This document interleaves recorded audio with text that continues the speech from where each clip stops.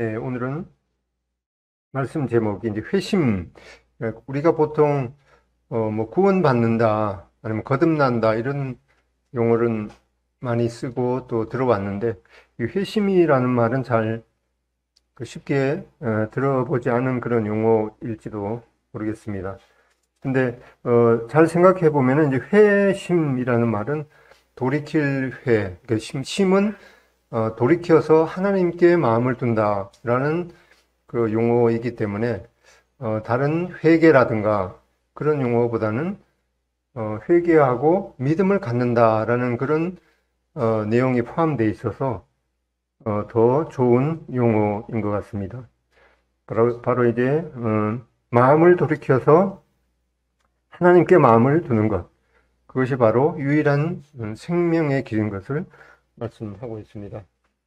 방금 읽었던 어, 사도행전 15장 3절에 보면은 저희가 교회의 천송을 받고 베니게와 사마리아로 다녀가며 이방인들의 주께 돌아온 일, 바로 주께 돌아왔다라는 말이 바로 이 회심이라는 그런 용어로 쓰이고 있습니다. 이 회심의 원리를 보면은 우리가 암송하는 분들도 많이 계시는 요한복음 3장 16절 말씀을 다 같이 읽어보겠습니다. 시작. 하나님이 세상을 이처럼 사랑하사 독생자를 주셨으니 이는 그를 믿는 자마다 멸망하지 않고 영생을 얻게 하려 하심이니라.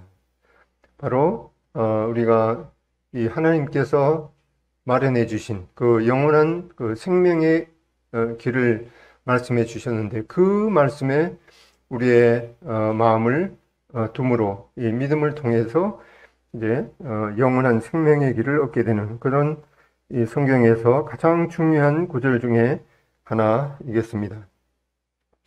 그래서 조셉 알렌이라는 분은 이 회심은 낡은 건물을 고치는 것이 아니라 그것을 모두 헐어버리고 새로운 건물을 세우는 것이다. 진정한 그리스도인은 온전히 새로운 구조물로서 그 기초부터 꼭대기에 이르기까지 전부 새롭다. 우리가 믿음을 갖기 전에 학교에서 어렸을 때부터 그 받아온 그런 이 모든 교육이라든가 가르침이 잘못된 것이었구나라는 것을 깨닫고, 또 내가 하나님 없이 내 능력, 내 지혜대로 살아갈 수 있다라고 생각했던 그런 것들이 얼마나 잘못된 길인가를 이제 깨닫고 돌아서는 것, 그것이 바로 회심이겠죠. 그래서 고린도후서 5장 7절도 보면은 보라 이전 것은 지나갔으니 보라 새롭게 되었도다라고 하는 그 이 하나님께 대한 마음을 돌이켜서 믿음을 갖는 것이 얼마나 놀라운 일인가를 보게 됩니다. 그러면 이 구체적인 그 단어의 뜻을 한번 생각해 보면은, 이 회심이라는 말은 이 구약에는 이제 돌아서다라는 그런 말로 이제 슈브라고 쓰이고 있습니다. 구약의 이스라엘 백성들이 하나님께서 말씀해 주시는 그 길을 버리고 계속 갔다가 이제 하나님께로 돌아오는 것, 그걸 이제 슈브라고 합니다. 그리고 이제 신약 성경의 헬라어는 에피스트로페라고 해서 이 그 회심이라는 용어를 쓰고 있는데, 실질적으로 그 성경 구절을 보면은 이 회심이라는 말은 이 하나님을 향해서, 무엇을 향해서 돌아서는 것을 의미하고 있습니다. 마가복음 5장 30절에 보면은 예수께서 그 능력이 자기에게서 나간 줄을 곧 스스로 아시고 무리 가운데서 돌이켜 말씀하시되, 예수님께서 이렇게 계속 가다가 이제 혈루병 앓던 그 여인이 만짐을 통해서 예수님에게서 능력이 나간 줄 아시고 이제 돌이켜서 할 때 바로 그 용어도 이 에피스트로페라는 말이 쓰였습니다. 그래서 회심이라는 말의 원래의 뜻은 이제 어떤 목표를 향해서 돌아서는 것, 이제 쉽게 우리가 알 수 있는 그 유턴이라는 말, 턴 어라운드라는 그런 용어로 쓰이고 있습니다. 또 한 구절을 보면은 이제 이 회심은 구원을 위해서 마음을 하나님께로 향하는 것임을 우리가 아까 읽었던 말씀 중에 있습니다. 사도행전 15장 3절에 보면은 그들이 교회의 전송을 받고 베니게와 사마리아로 다니며 이방인들이 죽게 돌아온 일을 말하여 형제들을 다 크게 기쁘게 하더라. 또 19절에 그러므로 내 의견에는 이방인 중에서 하나님께로 돌아오는 자들을 괴롭게 말고. 그래서 이 회심이라는 말은 가던 길을 이제 180도죠. 180도 돌이키는 것, 턴 어라운드 하는 것이 회심, 그 에피스트로페라는 말이고, 또 이 회심이라는 것은 분명한 이제 목표가 있는 거죠. 구원을 위해서 하나님께로 향하는 것. 그것이 바로 이제 회심이라는 그런 용어입니다. 그래서 빌리 그레함도 회심은 너무나 단순해서 가장 작은 아이라도 회심할 수 있고 또 너무나 심오한 것이어서 학자들이 역사를 통해서 그 깊은 의미를 숙고해 왔던. 그러니까 이 영원한 생명을 얻는 길이 바로 이 회심, 이 자기가 가던 길을 180도 돌이켜서 하나님께 마음을 두는 것, 그것이 바로 영원한 생명을 얻는 유일한 길이기 때문에 아주 어린 아이도 그것을 발견할 수 있고 또 그 회심이라는 이 용어와 그것의 효과가 너무나 엄청난 것이어서 많은 학자들이 이 수십 년 동안 그 깊은 의미를 숙고해 왔습니다. 그러면 이 회심에 대한 이제 그릇된 개념들이 몇 가지가 있는데, 이제 회심은 뭐 굳이 회심할 필요가 있느냐, 중요하지 않다, 그렇게 생각하는 분들이 있습니다. 소위 이 만인 구원론이라고 하는 그런 뜻이죠. 모든 사람이 죽고 하나님은 선하시고 그렇기 때문에 선하신 하나님께서 그 지옥을 만드실 리가 있겠느냐라고 하는 그런 이제 어떻게 보면은 뭐 그럴듯한 그런 말입니다. 이런 것에 있어서 이름만 대면은 알 수 있는 그 신약 학자 중에서도 하나님께서 지옥을 만들고 지옥에 대해서 말씀하는 것은 그것은 실제로 그런 것이 아니라 그냥 이렇게 비유적으로 말씀하신 것 같아, 이렇게 말하는 분이 최근에 있어서 아주 충격을 주고 있습니다. 그것이 바로 하나님은 하나님의 그 두 가지의 속성을 간과하기 때문에 그런 것으로 나올 수가 있습니다. 하나님은 선하신 반면에 이 죄는 절대로 용납하지 못하시는 그런 이 두 가지 속성을 우리가 이해해야겠습니다. 그 다음에 뭐 죽으면 다 끝나는 것인데 라고 하는 그런 것이기 때문에 이 회심이 필요 없다라고 잘못 생각할 수가 있겠습니다. 그 다음에는 이제 소위 동양 그 종교에서 뭐 돌고 돌기 때문에 윤회는 생명이 있는 것, 즉 이 중생은 죽어도 다시 태어나서 그 삶이 반복된다고 하는 이런 불교 사상이 있어서 회심은 굳이 필요하지 않다라고 생각하는 이 잘못된 개념이 있습니다. 또 하나의 잘못된 개념은 회심은 내가 선택한 또 내가 만든 방법을 통해서 가능하다. 이 하나님이 마련해 주신 그 길만 바른 길이 아니라 뭐 다른 것을 통해서도 이 영원한 생명에 이를 수 있다라고 하는 그런 잘못된 개념을 가지고 있습니다. 요한복음 14장 6절에 보면은 예수께서 이르시되 내가 곧 길이요 진리요 생명이니, 이 말은 내가 예수님께서 말씀하신 이 말씀은 예수님만이 유일한 길이고 예수님만이 유일한 진리고 예수님만이 유일한 생명이다, 이렇게 분명하게 말씀하셨습니다. 요즘 사람들은 어떻게 기독교인들이 그렇게 자기만 옳다고 하는 그런 배타적인 다른 사람의 생각을 배척하는 그런 배타적인 생각을 할 수가 있느냐, 바로 이 기독교야말로 현대 사회의 그 화합을 방해하는 가장 악의 요소다. 이렇게 몰아세우는 사람들이 또 그런 풍조가 현대의 풍조이기도 합니다. 그래서 너도 옳고 나도 옳고 네모난 것도 동그라미가 될 수 있다라고 하는 것을 인정하라는 이런 이상한 논리에 빠져 있습니다. 그렇지만 우리는 요한복음 14장 6절에 있는 말씀대로 내가 곧 길이요. 이것은 예수님만이 내가 유일한 길이요, 유일한 진리요, 유일한 생명이다. 이 예수님께서 천명하신 이 말씀은 결코 타협할 수 없는 이 유일한 이 진리인 것을 우리가 붙잡아야 되겠습니다. 이 존 다이어라는 분도 우리는 이 건강이 없어도 재물이 없어도 영예가 없어도 학식이 없어도 그리고 친구가 없어도 천국에 갈 수 있다. 그러나 우리는 그리스도 없이는 그곳에 결코 갈 수 없다.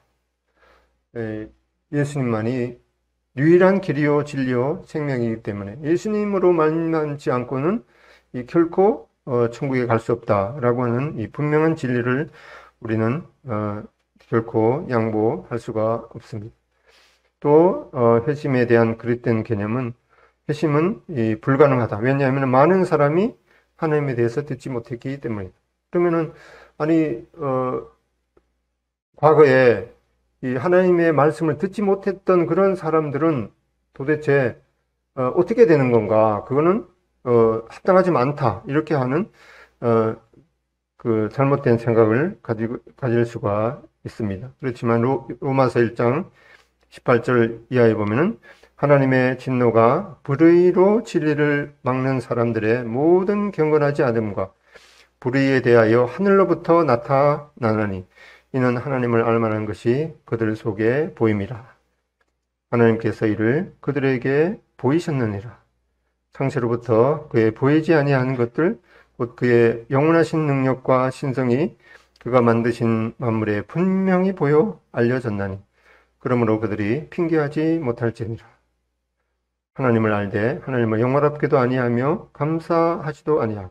그래서 하나님께서 만드신 모든 피조물을 통해서 분명히 하나님께서 계시고 또 하나님께서 이 모든 것들을 친히 창조하셨을 뿐만 아니라 지금도 그 돌보시는 그런 하나님을 보게 될 때 결코 핑계할 수 없다라고 말씀하고 있습니다. 또 로마서 10장에도 보면은 이 믿음은 하나님의 말씀을 들음에서 나면 또 그 들음은 하나님의 말씀으로 말미암았다. 그런데 저희들이 듣지 않는 사람은 어떻게 되는 건가? 그 계속해서 반문하면서 그 소리가 온 땅에 퍼졌고 그 말씀이 세계 끝까지 이르렀도다라고 말씀하면서 이제 그 시편 19편에 있는 그 하나님께서 지으신 이 천지 만물을 통해서 하나님을 알 수 있다 이렇게 말씀하고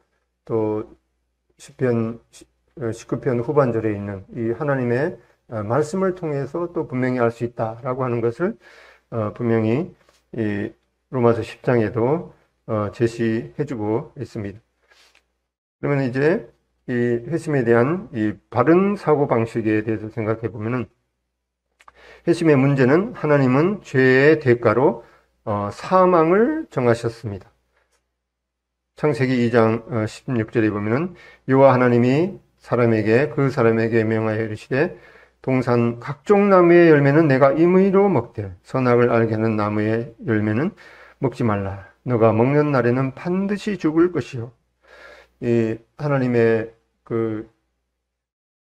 하나님께서 명령하신 그 말씀을 이제 불순종하게 될 때 그 대가가 반드시 죽는 것이었습니다. 그리고 로마서 6장 23절에도 이 죄의 삭은 이 사망이다라고 분명하게 말씀하고 있습니다. 그래서 세상에서 가장 비싼 것이 무언가 한번 들어보셨던 분들은 이제 아시겠지만은 혹시라도 못 들어보신 분이면은 세상에서 가장 비싼 것이 무엇이겠습니까? 이렇게 물으면은 우리가 언뜻 생각하기를 생명이 가장 비싼 것이지요. 이렇게 대답할 수가 있습니다. 그런데 이 생명이라는 말은 영어로 하면은 이제 priceless라는 말은 값으로 매길 수 없다라는 이제 그런 말이죠. 우리 말은 그냥 뭐 상당히 중요하다 이렇게 표현할 수가 있는데 생명에 대해서 말씀할 수 있는 것은 priceless입니다. 그것은 비싸다, 싸다 이렇게 값으로 매길 수 없는 너무나도 소중한 것이기 때문에 하나님께서도 우리 한 사람 한 사람의 영혼을 천하보다도 귀하다고 말씀하고 있습니다. 그렇기 때문에 이 생명은 비싸다고 할 수 없는 그런 소중한 것이죠. 그러면은 이 생명이 아니라면은 세상에서 가장 비싼 것이 무엇이 있는가? 이 대답하기가 참 난감해집니다. 그런데 정답부터 말씀드리면은 세상에서 가장 비싼 것은 바로 이 죄인 것을 말씀을 통해서 보게 됩니다. 그러니까 이 죄에 대한 그 대가는 값으로 매길 수 없는 이 생명을 요구하기 때문에 이 죄가 얼마나 비싼 것인지 우리는 생각할 수가 있습니다. 그래서 이 죄에 대한 대가는 이 값으로 매길 수 없는 그 생명을 요구해서 사망을 요구합니다. 며칠 전에 보니까 그 포르쉐 자동차 제가 눈으로 직접 보지는 못한 것 같은데 그 그림에 이렇게 보니까 하여튼 뭐 멋있는 것 같더라고요. 근데 그 포르쉐 자동차도 뭐 이제 등급이 여러 가지가 있겠습니다만은 대체로 한 1억 넘어간다 그래요. 1억 넘어가는데 며칠 전에 그 포르쉐 몰던 사람의 그 자동차 그 휠 안으로 고양이 새끼가 한 마리 이제 들어간 거예요. 그래서 그냥 손으로 이렇게 꺼내려고 하니까 또 이 고양이 새끼가 그 포르쉐 자동차 밑에 그 하부 틈으로 들어가갖고 도저히 안 나는 거예요. 그래서 하다못해 그냥 어떻게 할까 하다가 그 포르쉐 자동차 차주가 이제 그 레카차 불러갖고 그 카센터로 이제 갔어요. 그러다 보니까 그 카센터에서 이거 고양이 꺼내려면은 그것도 이제 길고양이인 거예요. 주인도 없는. 그래서 이거 고양이 꺼내려면은 하부를 뜯어야 되는데 최소한 한 수백은 나올 건데 어떻게 하겠냐 이러니까 그 고양이하고 아무 연고도 없는 그 주인이 수백만 원 드는 거는 내가 낼 테니까 뜯으라고 했다 그래요. 지금 그래서 이제 이 사람은 그 수백만 원보다도 그 고양이 한 마리의 생명을 더 귀하게 여겼는데 하나님께서는 우리 한 사람의 영혼을 그 고양이보다도 고양이 수천 마리에 비교할 수 없는 우리 한 사람의 영혼을 천하보다도 귀하게 여기셔서 우리 한 사람 한 사람 한 영혼을 위해서 주님께서 그 죄에 대한 이 대가, 주님의 생명을 지불하신 그 놀라운 사랑을 보게 됩니다. 그래서 마태복음 6장 30절에도 오늘 있다가 내일 아궁이에 던져지는 이런 들풀도 하나님께서 이렇게 입히시거든. 하물며 너희일까 보냐. 이 수많은 그 값비싼 동물보다 수많은 그 자동차 수만 대보다도 온 천하보다도 우리 한 사람의 영혼을 주님께서 더 귀하게 여기시는 그러한 말씀을 분명히 해 주셨습니다. 그래서 이런 죄에 대한 이 한 사람의 죄에 대한 그 대가를 지불하신 것이 아니라 오고 오는 모든 사람의 죄를 지불하기에 충분하신 값인 주님의 생명을 그 죄에 대한 대가로 지불하시고 마지막으로 하신 말씀이 이제 다 지불되었다. 그 죄에 대한 빚이 다 지불되었다. 다 청산되었다. 라고 하는 그런 놀라운 선언을 우리는 요한복음 19장 30절에서 볼 수가 있습니다.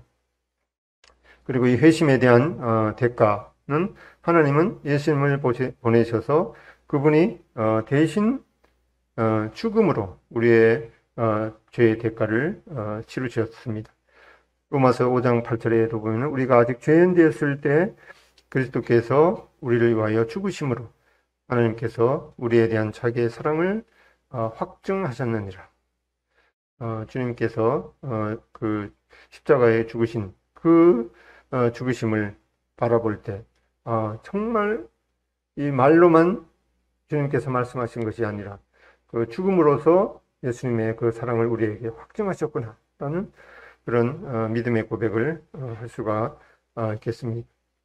또한 이 회심의 대책은 예수님은 이 모든 시대의 모든 사람을 위해 온 세상의 모든 죄를 위해 죽으셨다라고 하는 말씀을 생각해 보면서 지금 살고 있는 이 70억 인구 중에서 한 사람도 죄됨이 없고 또 이미 이 세상에 왔다가 살다가 갔던 사람들 또 앞으로 태어날 그런 사람들 그러니까 수백억 수천억 사람들의 그 죄를 위해서도 모든 시대 모든 사람의 그 죄를 대신하기 위해서 죽으신 그런 충분한 값어치가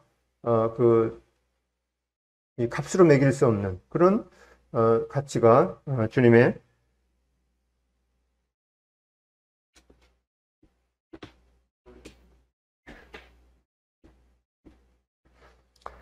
주님의 생명의 그 값어치가 그렇게 소중한 것을 우리가 생각할 수가 있습니다.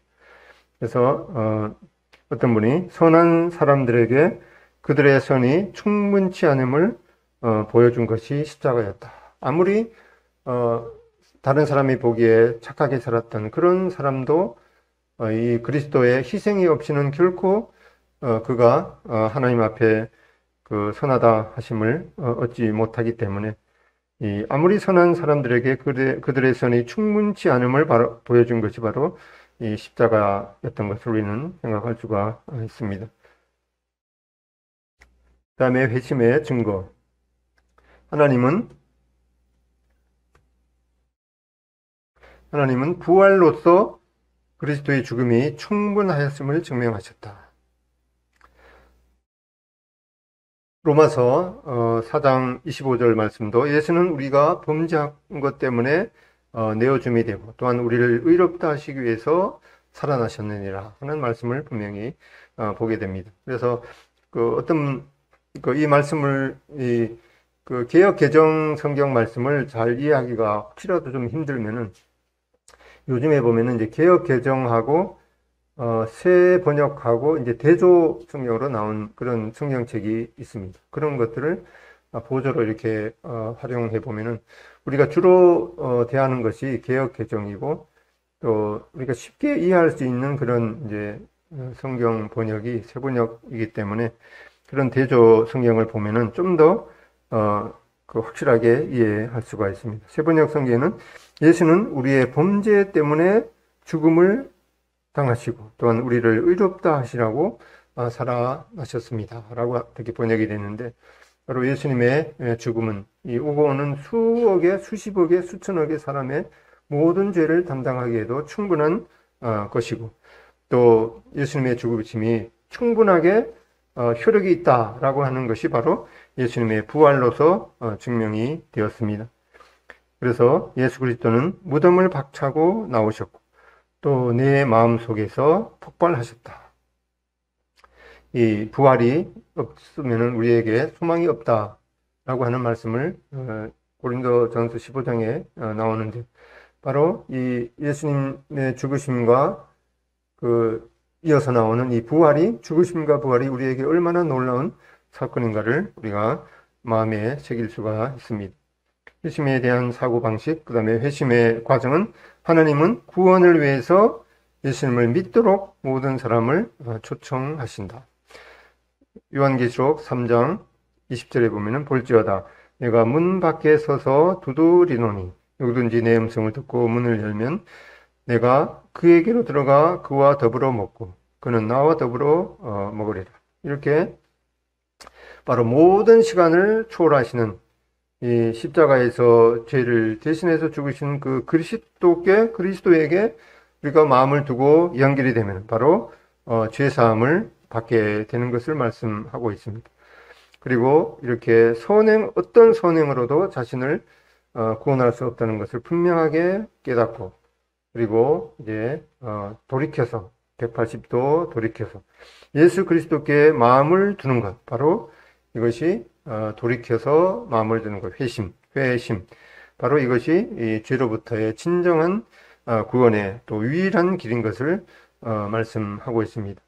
십자가는 세상의 중간에, 또 세상의 시간의 중간에, 또 운명의 중간에 꽂혀 있습니다. 십자가는 하나님의 마음에 꽂혀 있습니다. 이렇게 그 모든 시간을 초월하는 예수님의 그 십자가의 죽으심에 우리의 마음을 두는 것이 바로 영원한 길로 가는 유일한 길인 것을, 유일한 통로인 것을 말씀하고 있습니다. 그러면 이제 이 회심에 대한 실제적인 그 실행을 보면은 첫 번째, 이 하나님의 진노는 이 죄를 지은 모든 사람에게 나타난다. 이 어떠한 것을 통해서도 하나님의 영광에 이르지 못하는 것이죠. 모든 사람이 죄를 범한 것은 분명히 우리에게 말씀하고 있습니다. 두 번째로는 하나님의 진노는 이 죽음의 형벌에 의해서 만족된다. 이 모든 사람이 죄를 범했음에 하나님의 영광에 이르지 못하는데 바로 이 하나님의 진노는 이 죽음의 형벌을 통해서만 만족되는 것을 말씀하고 있습니다. 우리 모두가 죄의 종이었는데 그 죄의 종이 이제 청산된 것이죠. 그리고 세 번째, 이제 만족되었을 때 하나님의 진노는 이 화목제로 누그러진다. 우리가 구약의 레위기라든가 이런 말씀을 보면은 처음부터 무슨 이 제사 동물을 잡아서 제사를 드리고 그 제사를 통해서 이제 하나님의 그 진노가 이제 만족이 되고 화목이 되고 이러한 것들은 이제 그 실제로 예수님께서 이 죄를 대신해서 우리를 위해서 대신 형벌을 받으시는 그런 그림자를 보여주었습니다. 이때는 이스라엘 백성들이 최소한 1년에 한 번씩은 꼬박꼬박 이 제사를 드림으로써 그들의 죄를 용서받을 수가 있었습니다. 그렇지만 이제 하나님의 진노는 그리스도의 죽음 때문에 온전히 만족된다. 이스라엘 백성들은 최소한 1년에 한 번 그들의 이 민족의 죄를 위해서 속죄하고 또 수시로 그 죄를 범했을 때 하나님 앞에 제사를 드렸지만은 예수님께서는 이 한 번의 십자가의 죽음을 통해서 영원히 단번에 이 영원히 해결하신 것을 말씀하고 있습니다. 이것이 바로 이제 만족스러운 그런 이제 보상을 말씀했습니다. 그리스도의 죽음은 모든 죄를 치렀다. 또 모든 시대를 위해서 이 영원히 단번에 일어났다. 이제 다섯 번째로는 그리스도의 죽음은 각 사람과 이 연결되어야 한다.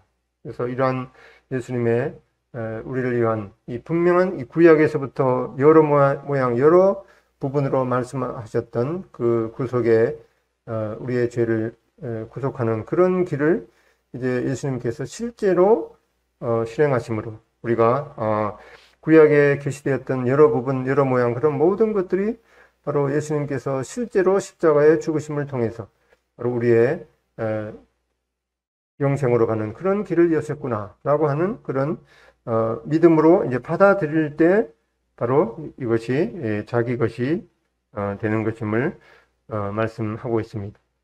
이제 이 회심의 단계의 그 이정표를 보면은 첫 번째로 당신은 잃어버려진 자이며 자신을 구원할 수 없음을 인정하라. 이 모든 사람이 죄를 범했기 때문에 그 어떤 것을 통해서 어떤 선을 통해서도 그 하나님의 영광에 이르지 못함을 이제 인정하는 것이 필요하겠습니다. 그다음에 두 번째로는 당신은 오직 그리스도의 죽음을 통해서만 구원받을 수 있음을 이제 동의하라. 이 하나님께서 분명하게 다른 길은 없나니 천하인간의 구원받을 만한 다른 이름을 우리에게 주신 일이 없도다라고 사도행전 4장에서도 분명히 말씀하셨기 때문에 그 말씀을 이제 그대로 받아 들이라는 것이죠. 그다음에 세 번째 당신의 죄를 위한 그리스도의 죽음을 믿음으로 받아들이라. 이것은 바로 우리가 어떠한 것을 통해서도 할 수 없고 예수님께서 말씀하신 그 길을 이제 믿음을 통해서만 되는 길임을 말씀하고 있습니다. 에베소서 2장 8절에도 너희가 그 은혜를 인하여 믿음으로 말미암아 구원을 얻었나니, 이 믿음을 통해서만 이 죄에 대한 구원의 길이 있음을 말씀하고 있습니다. 그다음에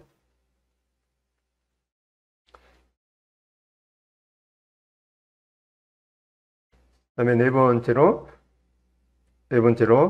당신이 구원받은 것을 믿음으로 확인하라.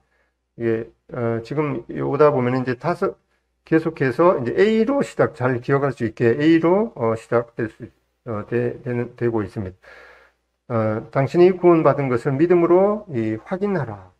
그래서 이것은 바로 말씀에서도 보면 이제 성령이 친히 우리로 하여금 하나님의 자녀인 것을 증거하게 된다.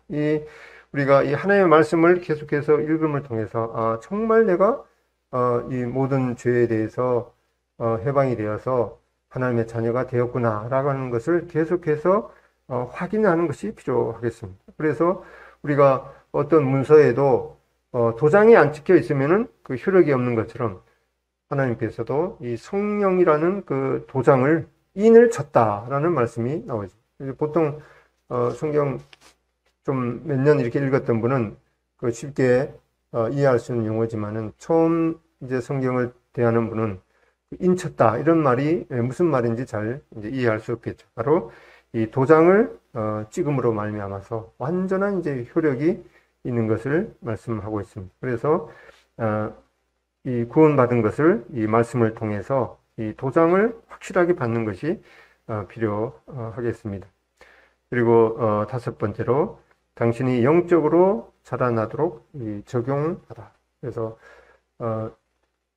가난 아기도 태어났으면은 이 자랄 수 있는 유일한 길이 신령한 젖을 사모하고 또 먹어야 되듯이 영적으로 태어난 자는 이 하나님의 유일한 그 영의 양식인 이 하나님의 말씀을 통해서 자라나도록 하는 것이 필요하겠습니다. 결론을 보면은 이제 하나님에게서 분리된 데서 하나님의 자녀로 옮겨가는 것은 회심의 기본적인 사실이다. 하나님과의 변화된 관계는 나 자신과의 변화된 관계, 또 나의 형제와의 변화된 관계, 자연과의 변화된 관계, 그리고 우주와의 변화된 관계를 가져다 준다. 사람에 따라서 좀 개인차는 조금 있겠습니다만은 자기가 이제 하나님의 말씀 외에 하나님의 말씀을 믿지 않고 살아오다가 이 하나님의 말씀이 유일한 진리이구나. 또 이 성경 말씀을 통해서 내가 어디로 가는지도 모르고 정처 없이 목표 없이 살아왔는데 이 하나님의 말씀을 통해서 이 진리이신 하나님의 말씀을 통해서 내가 이제까지 살아왔던 길은 완전히 잘못된 길이었구나. 그리고 내가 속고 살아왔구나 라고 하는 것을 깨닫고 진리의 말씀인 성경을 통해서 하나님께로 돌이켜서 그 마음을 하나님께 두었을 때 이 세상이 달라 보이는 것이죠. 모든 것 속에 이 하나님의 속성이 있는 것을 분명히 마음으로 또 알 수 있고, 또 사람을 이제 보게 되더라도 그런 이 모든 관계가 이제 새로운 관계를 맺게 될 것입니다. 이제 개인적인 이 적용을 보면은 그 C.S. 루이스라는 분이 이제 천국과 지옥의 이혼이라는 책에서 세상에는 두 종류의 사람이 있다. 하나님께 두 종류의 사람이 있는데 하나님께 당신의 뜻이 이루어지니이다 라고 고백하는 사람과 반면에 하나님께서 그 사람에게 그렇다면은 내 마음대로 해주마 라는 말을 듣는 사람이다. 이 약간 얼핏 잘 이해가 되시는가 모르겠습니다. 두 사람이 있는데 한 사람은 하나님께 대한 믿음을 가지고 모든 뜻이 주님의 뜻대로 이루어지기를 바랍니다. 이렇게 고백하는 사람과 또 한 사람은 하나님이 그 사람에게 말하기를 너가 너 뜻대로 살기를 원하면은 그래 네 마음대로 네 뜻대로 해줄게 이런 말을 이제 듣는 사람이 그러니까 다른 말로 표현하면은 하나님께 대한 그 믿음을 고백함으로 천국을 소유한 사람과 또 끝까지 그런 하나님의 진리의 말씀을 거부하고 자기 생각이 옳다고 끝까지 돌이키지 않는 그런 사람은 그래 네 생각이 그렇게 옳다면은 그렇게 네 그 뜻대로 해줄게 라고 하는 이 슬픈 말을 듣는 사람이라는 것이죠. 이렇게 세상에는 두 종류의 사람이 있다고 말씀하고 있습니다. 그래서 이 분명한 이 유일한 영생의 통로인 이 회심을 위해서 해야 되는 것은 이제 어드미트 모든 사람이 전적으로 타락해서 하나님의 어떤 사람도 하나님의 영광에 이룰 수 없다라고 하는 것을 이제 인정하는 것이 필요하겠습니다. 두 번째로 동의하는 것. 오직 예수 그리스도의 그 희생의 죽음을 통해서만 영생을 얻을 수 있는 그 유일한 길을 인정하는 것. 오그리 그다음에 받아들이는 것. 믿음을 통해서 예수님께서 그 십자가에 죽으신 그 사실이 바로 나를 위한 이 놀라운 하나님의 사랑이구나 라고 하는 것을 이제 자기 마음에 받아들이는 것이죠. 그 다음에 이 확인하는 것, 말씀을 통해서 이 성령의 도장을 확실히 받음을 통해서 내가 분명하게 이제 하나님의 자녀가 되었고 내가 가는 길이 멸망의 길이 아니라 하나님께서 약속하신 그 영원한 그 생명의 길이구나 라고 하는 것을 이제 확증하는 것이 필요하겠습니다. 그리고 이제 다섯 번째로 적용하는 것. 신령한 이 젖은 하나님의 말씀을 먹고 자라가면서 계속해서 구원받은 것을 확증하고 또 구원 안에서 온전한 구원을 위해서 살아가는 것이 필요하겠습니다. 이렇게 믿지 않는 이러한 그 회심의 역사가 우선 자신에게 이렇게 더 확증되고 또 점점 더 이 온전한 구원을 위해서 자라가고 또 이러한 놀라운 그 영생의 그 길에 아직 들어오지 않는 나의 또 사랑하는 남편이라든가 또 가족 또 친지의 모든 분들에게도 이러한 회심의 역사가 일어나기를 기도하게 됩니다. 또 이렇게 주님께서 제시하신 이 영원한 이 말씀을 통해서 제시하신 주님께로 돌이키는 이 회심이 바로 유일한 영생의 길임을 주일학교 찬송에도 다른 길은 없어요, 다른 길은 없어요 라고 하는 그 말씀을 우리 마음 가운데 또 새기고 가족 구원에 대해서 좀 더 절실함을, 간절함을 가지고 또 가까운 친구, 친척에게도 이러한 이 영생에 이르는 길은 오직 마음을 돌이켜서 하나님께 마음을 두는 이것이 얼마나 그 신비한 길인가를 우리가 계속해서 마음에 새기고 또 전해야겠습니다. 네, 기도하고 마치겠습니다. 아버지 하나님, 이 시간 저희들을 향하신 또 하나님께서 만드신 또 모든 그 피조물을 향하신 하나님의 크신 사랑을 생각하며 감사를 드립니다. 오늘 피었다 지는 들풀도 하나님께서 참 기가 막히게 또 아름답고 조화롭게 만드시고 또 뿐만 아니라 그것들을 돌보시는 또 하나님의 사랑을 생각합니다. 하지만 그 모든 피조물보다 저희를 하나님의 그 놀라운 형상을 닮은 그런 존재로 만드시고 또한 저희들이 만물보다 거짓되고 참 부패한 그런 피조물이었는데도 불구하고 저희들이 살아온 길을 돌이키고 또 하나님께로 마음을 두도록 인도하신 그 놀라운 하나님의 사랑과 또 인내하심을 생각하며 감사를 드립니다. 또 이러한 하나님의 사랑으로 말미암아 저희들이 아버지 하나님께서 마련하신 그 놀라운 하늘나라에 들어갈 수 있는 그런 합당한 자로 세우신 것을 생각할 때 감사를 드립니다. 또한 저희를 선택하심에 결코 후회가 없으시다고 말씀하신 것을 생각합니다. 저희들이 이 놀라운 하나님의 은혜 안에서 계속해서 또 자라가며 또 이 놀라운 소식을 또 증거하는 그런 증인으로, 부활의 증인으로 살아가기를 원합니다.